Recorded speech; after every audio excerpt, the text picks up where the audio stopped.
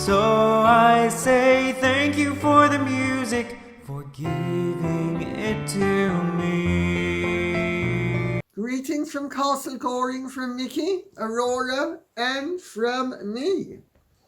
Well.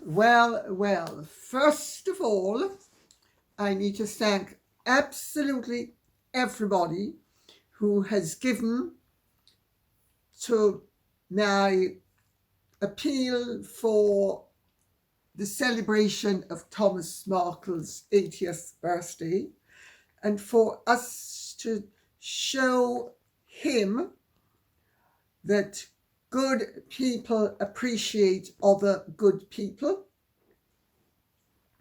And thank you to those elements of the media who have been supportive as well. Now, before plunging in with anything else, I need to eat a little bit of humble pie. I am going to issue a correction that Andrea Marie has pointed out to me, because I made a mistake. I said that George I was the king of England, Ireland, Scotland, and Wales as a result of the Act of Union of 1707. In fact, he was the king of Great Britain, which did not include Ireland. The Act of Union 1801,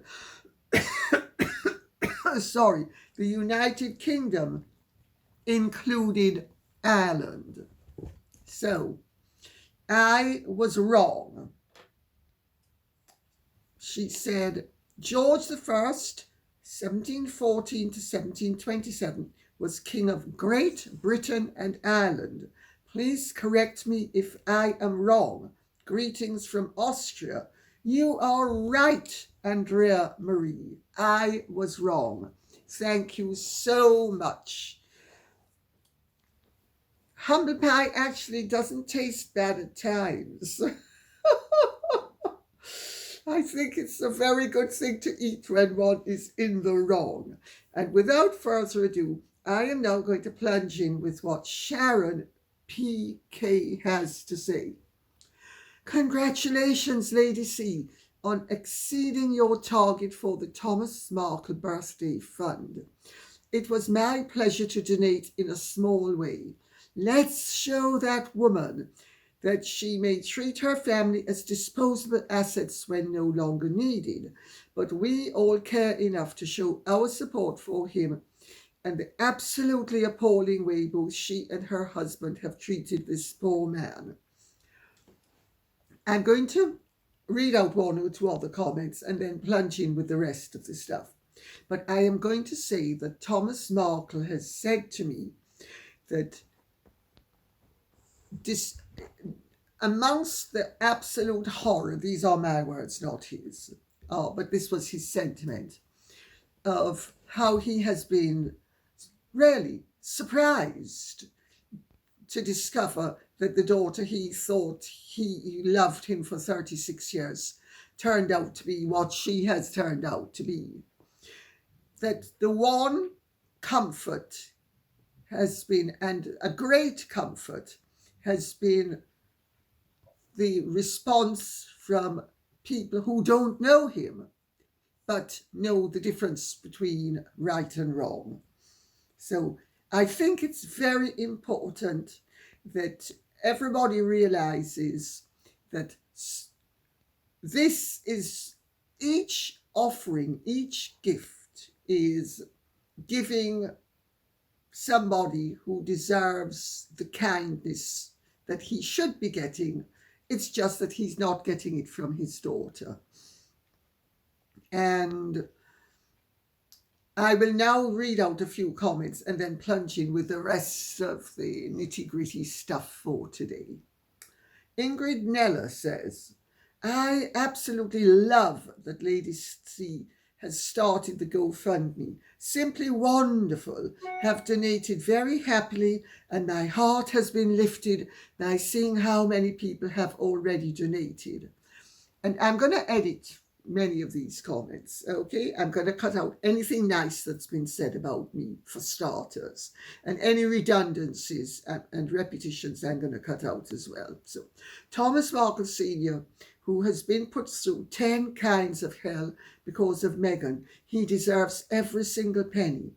Christine Macmillan says, how embarrassing for Meghan for her father to have money from crowdfunding where they are sitting on millions. Well, aren't they just? But I suppose since they can't afford their lifestyle, they can't afford to do their duty to her father, because it is their duty. But at least decent people are showing him how decent people behave. And it's wonderful that so far the target is pretty much it's exceeded pretty much 3 times the target, which is wonderful. Sandy Wong says, I hope the world gives to him. He seems to have been a wonderful dad. Meghan Markle will doubtless be mad if it hits 1 million. So let's all do it. 1 million people giving $1 each would send a great holler to a wonderful man. And thank you, Lady C, too. Stephen Murphy says, how much is Tom's princess daughter contributing? Now, I know how much she's contributing. She's contributing malice. She's contributing silence. She's contributing everything negative. She's contributing nails for his coffin by nailing them into his coffin. And I wouldn't be surprised if she's hoping that they work like the little dolls in the little voodoo doll that somebody said to me, that they wonder if she has concocted of me as she sticks pins in it. When Megsy baby, it's not working. Voodoo doesn't work against somebody who is Jamaican and knows better than voodoo. So you keep your obia to yourself. Santeria, Santeria, Santeria. It may work in the Dominican Republic. It may, your Nigerian stuff may work in Nigeria. With Jamaicans, it doesn't work. So keep on pinning away, but those pins are very expensive. I think they most likely cost $1 for 1,000. When you have to be a high-class girl like Meghan, every dollar counts, especially when it's coming out of your poor schlump of a husband's pocket. Sandra Johnson says, Harry is worse than TOW as far as his treatment of his family, especially his grandparents. I say this because they loved him and did everything to show him that love, as did Thomas Markle. When he turned on them, his betrayal cut like a knife, as it did with Thomas Markle. So far, Harry and Meghan are on a par with each other. Their commitment to him was heartfelt, but his was only as long as they could do for him. Again, on a par with Megsy baby. He broke their hearts, as indeed did Megsy baby break her father's. The actions of TOW hurt the grandparents, but not as much as Harry's. They didn't have the attachment yet that they had to Harry. It takes time to form a loving attachment. They never had a loving attachment towards Meghan. My understanding is that they knew what she was from very early on, and they were tolerant. They tolerated her. They treated her with kindness. They welcomed her into the family because they hoped that she had turned over a new leaf and she was going to be good for Harry because she appeared to be good with Harry in that she was able to rein him in. And also remember, there was this Damoclesian sword hanging over their necks called accusations of racism. But I have to say, Sandra Johnson, Harry is equal to Meghan in terms of the way he has mistreated his family.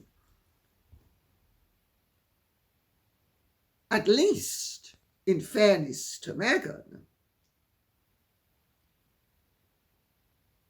she hasn't overtly, in public, told lies about her father. She and Harry have both told lies about the royal family. So he certainly learnt well, let's put it that way. Royal Jamaican Karen Ceciliac says, she wishes Thomas Markle a happy birthday and then says, as someone who does not know who my father is or my grandparents, I feel very sad for those two children. It's very sad. Neither grandfather knows the children. It's sad for the children as well. The only grandparent they know is Doria, and going off her performance on Netflix and going off the information I have of the way that she used to drip poison in Meghan's ear when Meghan was growing up. Those children are going to have really seriously distorted eardrums. Let's put it that way. Marika Tura says, funny detail, Kamala in Finnish is terribly in English. Love it. Well, I don't know what it is in Indian. I presume it's an Indian name. It's certainly not a Jamaican name. Because let's remember, Kamala Harris is not an African American. She is Indian on her mother's side and mixed Jamaican on her father's side. She's not African American. She is 0% American. She may be an American citizen now, but she is 0% American. Born in America, I gather, yes. She has to be if she's running for president. Well, at least that's what the law says. And I don't know what Kamala is. It's certainly not a Jamaican name. But I think it's rather fun that we have a Jamaican running for president of the United States of America. I hope she's going to be more competent than many of the Jamaican leaders have been, because most of them, with one or two exceptions, and there are one or two exceptions, have been absolutely unmitigated disasters. Ingrid JG says, Lady C, what do you make of the rumours that Meghan is being considered as VP to Kamala Harris? Well, the way to hell is via a half Jamaican president backed up by a 43% Nigerian vice president, I would have thought. Meghan will certainly be able to do all sorts of harm and damage. I think she might teach Kamala a thing or two. I don't think it's going to happen. I think this is Meghan's ambition speaking more than anything else. I cannot see what possible benefit there would be, and I cannot see how it would behoove any serious Democrat. And my understanding is that the Democratic Party actually is dead keen to keep keep its distance from their Megsy baby, whom they regard as pretty toxic.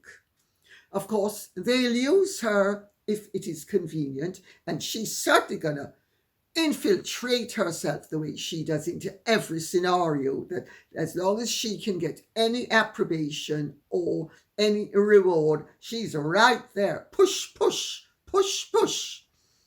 That's one of the reasons why she was not a great success as an actress, aside from the fact that she couldn't act and that she wasn't good looking enough, and that she had a rotten personality, and the fact of the matter is she just wasn't good enough. There was also the fact that she antagonized people. She would, if she was given a role that had one line, she would hound them to get 5, and finally they give up, give her the bloody 5 lines, cut 4 of them, and sometimes cut her out altogether. But she was always there, pushing, pushing, pushing, pushing. She's never learnt the virtue of decorum. I don't for a second believe it's going to happen. And if it did, I would suggest that everybody in the United States of America who has any sense and ambition take a slow boat to China. I think you will find that you would have a far more congenial government, because, and that's being extremely sarcastic and wry, incidentally, because Meghan Markle as Vice President of the United States of America. First of all, anybody who said anything against her would find the CIA, the FBI, and everything else all over them like a rash. And they would have to employ massive numbers of new agents to control everybody who was going to dare to say anything that was not approbation personified about their Megsy baby. I think the whole thing is ludicrous. It is just absolutely stupid. But she yet again has people talking about her. And introduce the unthinkable today, it becomes thinkable because it has been introduced. And day after tomorrow, some schlumps might even regard it as reasonable.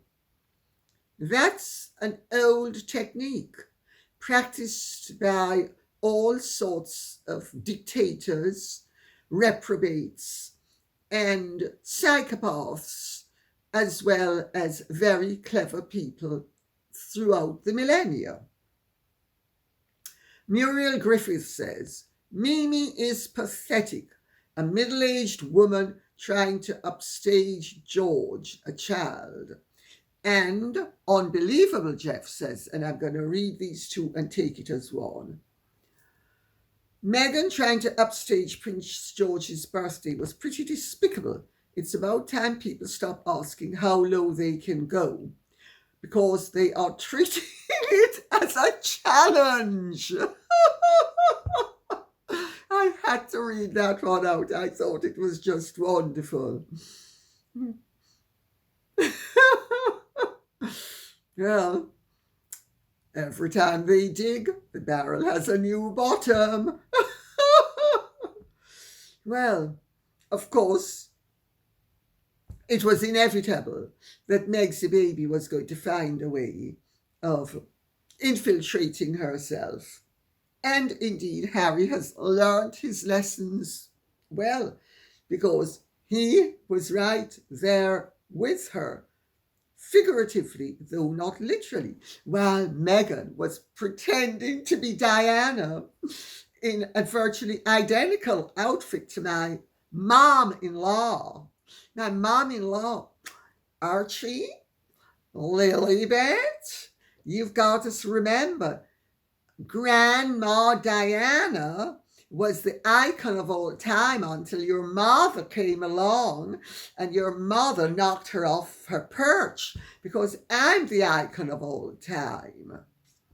So, of course, yet again, she has to replicate Diana's outfits. I mean, it's really rather, in my opinion, sick. It also shows a shocking lack of anything but being a pretender, you know. She can't come up with her own looks. She has to replicate Diana's looks. I know it used to work with, now what was his name again? Oedipus. It used to work with Oedipus when she was playing Jocasta to Harry's Oedipus. Meghan really seems to actually be quite into all sorts of ancient dramas, because one minute she's starring in Oedipus Rex, the next she is in Othello playing Iago. Well, of course, that makes sense nowadays, because nowadays black can play white, man can play woman. I suppose Flying Pig can pretend to be Shark.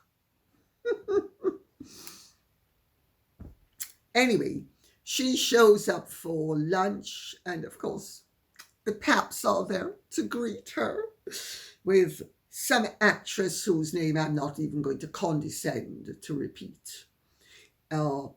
According to the Mail, she was wearing £69,000 worth of jewellery.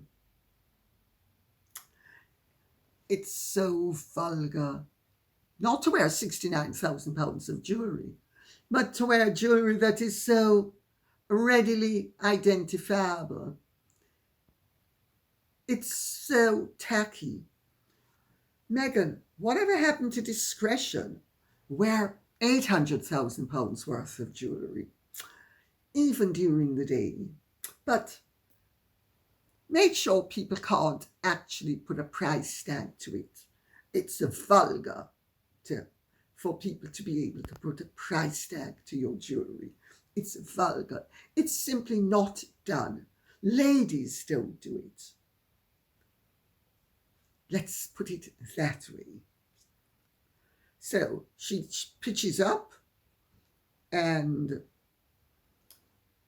then there's Harry doing his stuff as well, because there is Harry raining on his nephew's birthday parade by having it announced that Invictus is going to be in Birmingham in 2027. It couldn't wait for another day. No, it couldn't. All of this had to be done on George's birthday, and just during George's birthday event, so that George would be sidelined, except Harry and Meghan can announce till they're blue in the face. George is a beautiful young man. I understand from people who know him, he is an absolute treasure. He is a darling boy. He's bright. He's capable. He's modest. Those children are being brought up absolutely brilliantly. And there will be none of the trouble, I am sure, that has resulted from Harry and his issues. So, user Rowe says, who is allowing the Invictus Games in the UK in 2027? Well, these decisions are made by the organisers of the Games. The organisers of the Games have a link to the government. they also have a link to the palace. Now, the word, if you want to know, not yet on the street, but I'm sure it will reach the street eventually. So the word in certain circles, let me be decorous about this, is that it's safe to have the games in Birmingham. First of all, Birmingham needs the money because Birmingham went bust, because Birmingham had a very irresponsible local government that frittered away all of its money. So Birmingham needs something to help it to recover. So that's a part of the reason why it's being held in Birmingham. And there is the, if not expectation, the hope that by 2027, Harry and Meghan will no longer be together. And even if they still are notionally, there is the distinct possibility, according to a certain way of thinking, that it will be by then, if they are at all together, it will be illusory rather than real. And that even if it were real, Meghan would not chance coming to the United Kingdom to sashay in front. Let me just show everybody how much class I have. Well, I'm going to show my fur. Naturally. That's what I'm going to do. Yeah. I think I'm going to wear the shortest shorts ever. Gotta show my legs. Yeah. And, well, Birmingham, I think if it's warm, I'm going to have something that's backless and sideless, and maybe also show maybe a few bits of my belly, after all. I mean, I'm very skinny, you know, and I've got to show everybody what a fabulous figure I have and how everybody's going to envy to lust after me. Yeah, they're going to lust after me.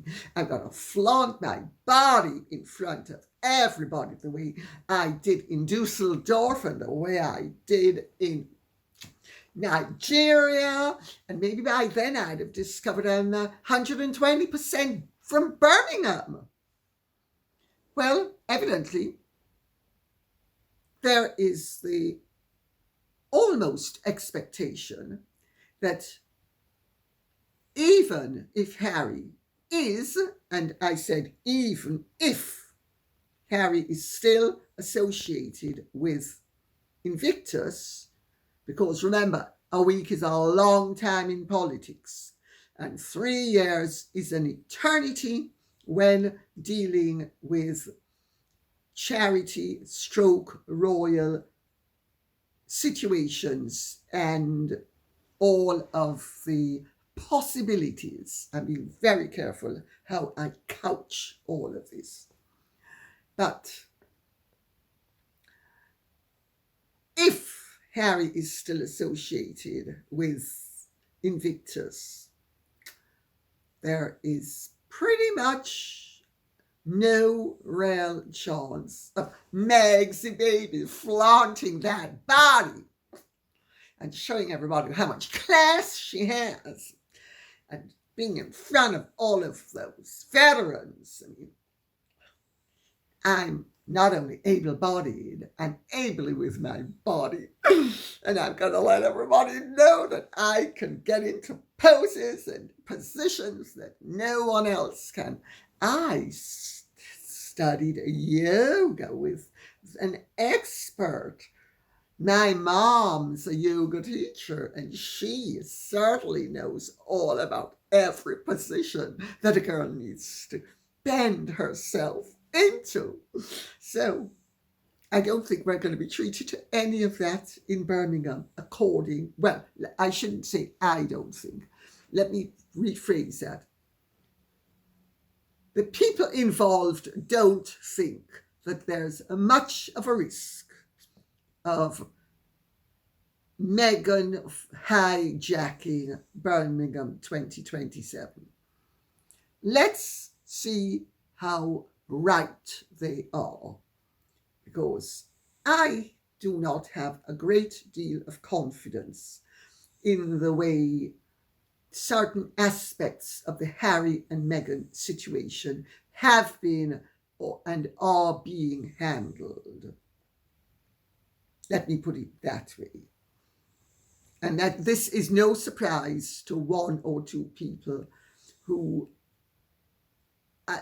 names I can't mention, but with whom I have been in touch, especially while the late Queen was alive. Gaga Goose says, I have a suspicion that Harry and Meghan's children will never be allowed to meet their royal relatives while the question of surrogacy is still unanswered. It would make it possible to collect their DNA.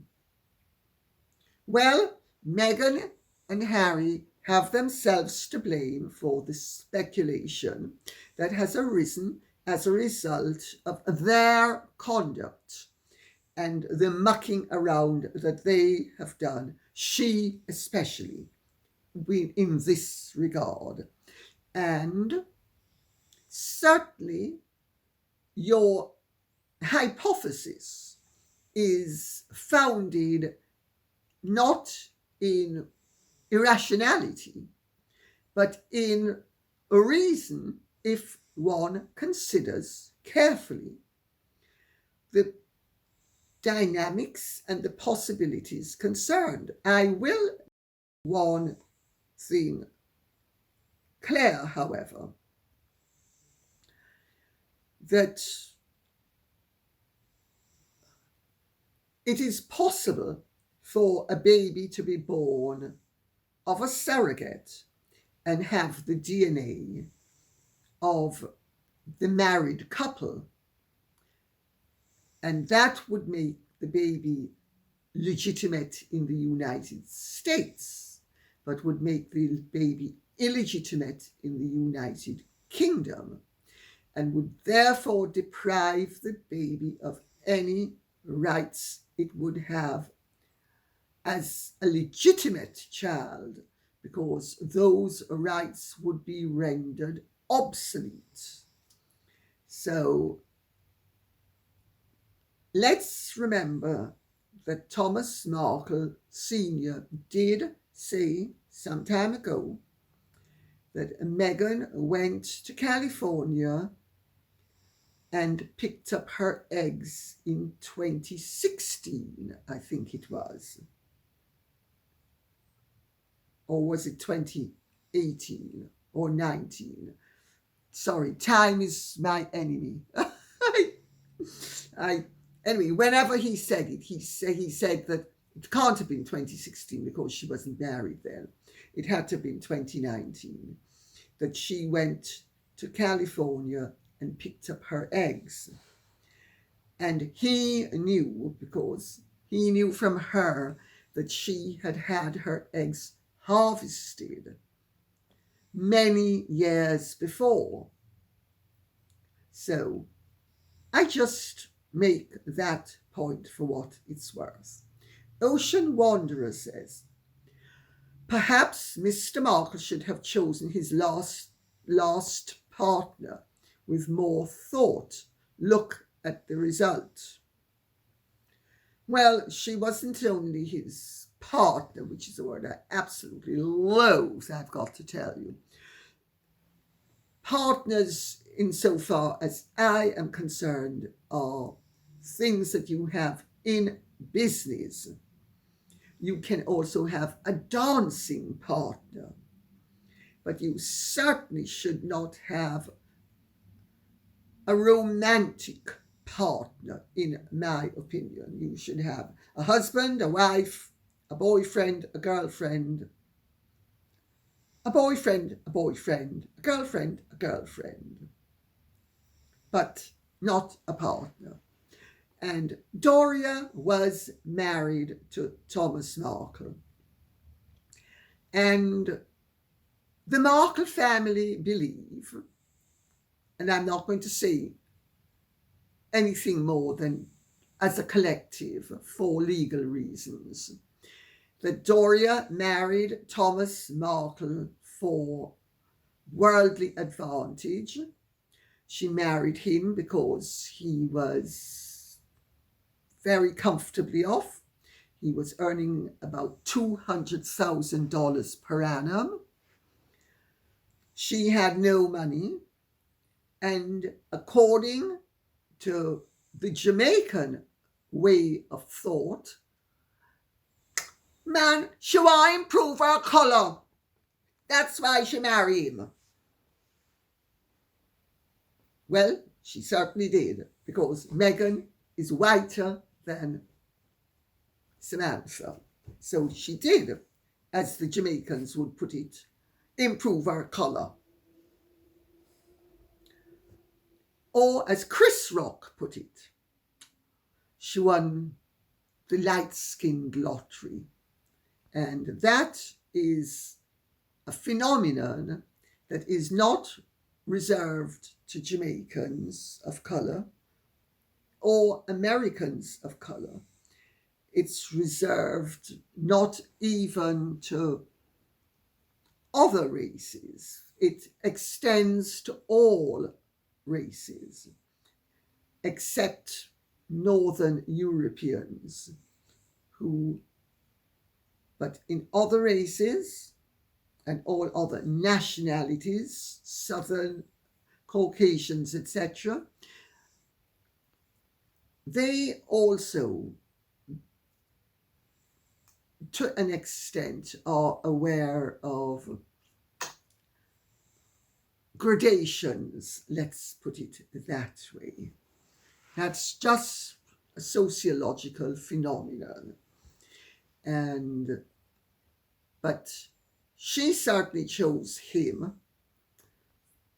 with very expected perceptions. He chose her because he fell for her, and he has been and was her strongest supporter, financially as well as actually, even after they were divorced. He did everything in his power to make her life easier. And how has she rewarded him? She and her daughter have both iced him. So yes, Ocean Wanderer, Thomas Markle should have chosen his last partner with more thought. The only thing is, it's very easy to be duped by a love interest. I speak from experience. It's also easy to be duped if you have a kind heart and give people a chance by people who are not a love interest. Again, I speak from experience.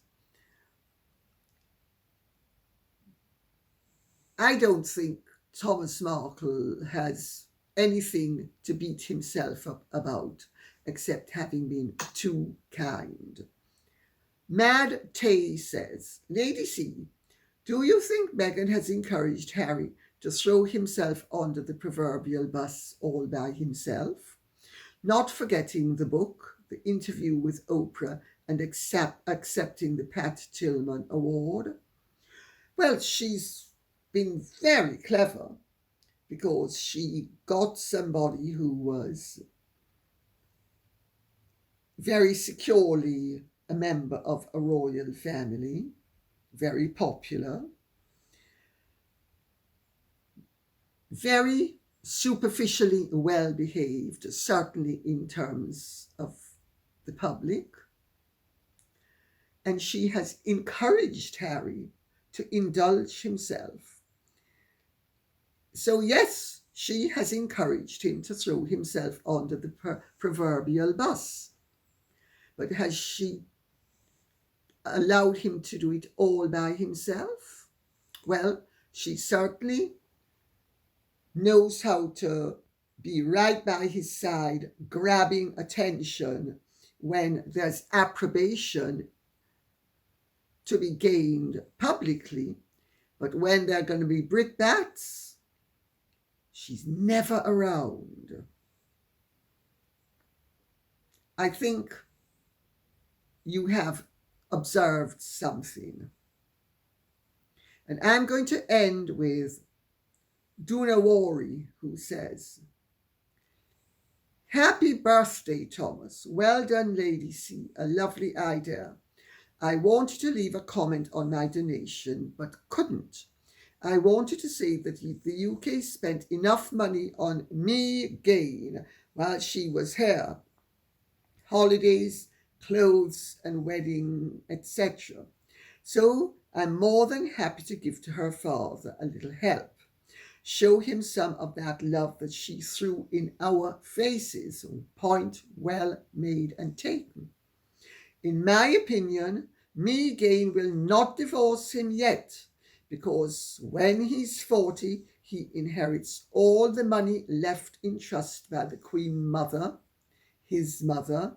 Apparently it's quite a sum, as they knew he wasn't going to get the Duchy of Cornwall money, etc. So this was a way to look after him financially when he was sensible enough to spend it wisely.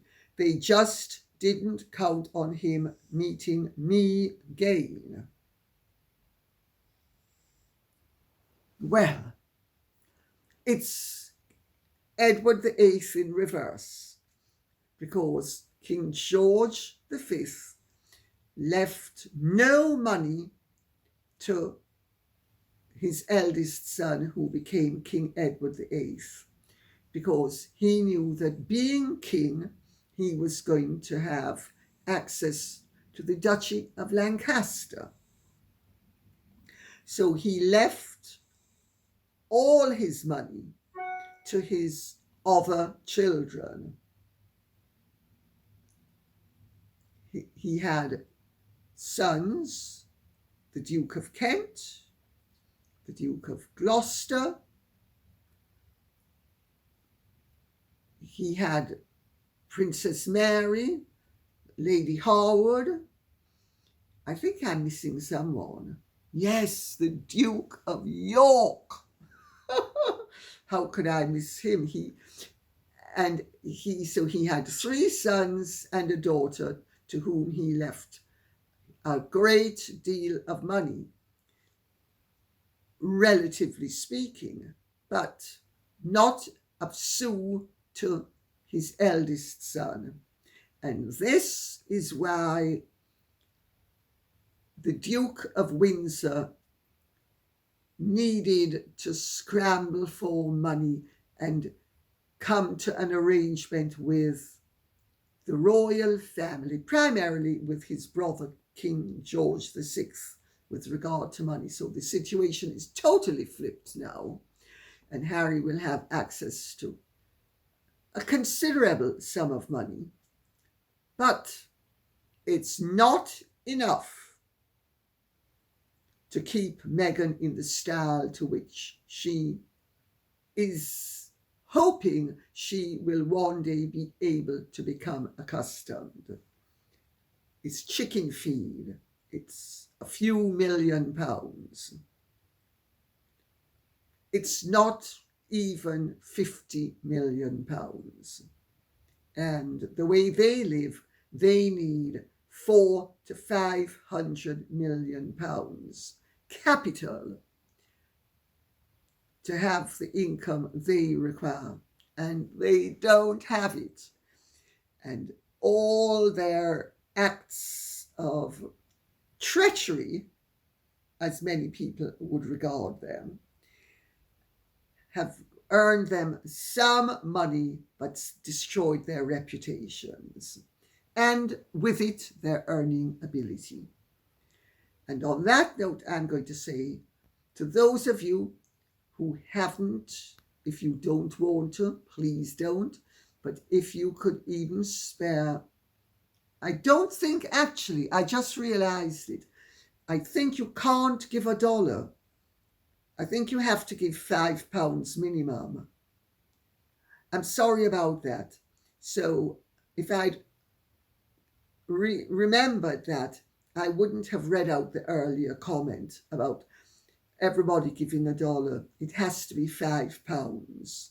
So sorry about that. But if you can afford £5 and you are so inclined, let's show Thomas Markle that the world is full of good and kind and decent people who have a heart. Thank you so much for listening. Take good care. Godspeed. And if you have truly enjoyed this, would you care to like, share, subscribe, press the notification bell, and take good care. Bye-bye.